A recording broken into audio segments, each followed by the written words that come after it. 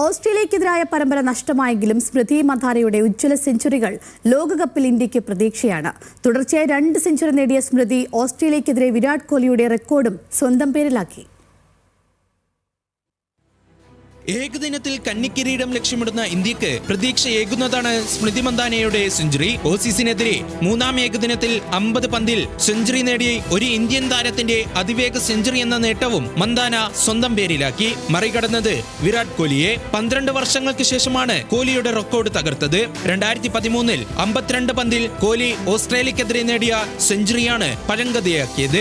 വനിതാ ഏകദിനത്തിൽ അതിവേഗ 2-ാം സെഞ്ചുറിയും കൂടിയാണ് സ്മൃതി കുറിച്ചത്. മുന്നിലുള്ള 45 പന്തിൽ സെഞ്ചുറി നേടിയ ഓസ്ട്രേലിയയുടെ മെഗ് ലാനിങ്. ഓസ്ട്രേലിയ ഉയർത്തിയ 412 റൺസ് പിന്തുടർന്ന ഇന്ത്യക്ക് സ്മൃതിയുടെ കരുത്തിൽ അതിവേഗത്തിൽ റൺസ് കണ്ടെത്താൻ സാധിച്ചു. ഒരു ഘട്ടത്തിൽ ഇന്ത്യയെ വിജയത്തിലേക്ക് എത്തിക്കുമെന്ന പ്രതീക്ഷയും നൽകി. എന്നാൽ 43 റൺസിന് ഇന്ത്യ വീണു. മത്സരത്തിൽ 63 പന്തിൽ 125 റൺസാണ് സ്മൃതി അടിച്ചുകൂട്ടിയത്.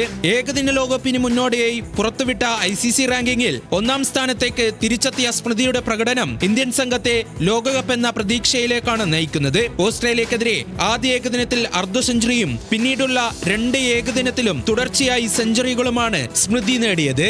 Sports desk, news Malayalam.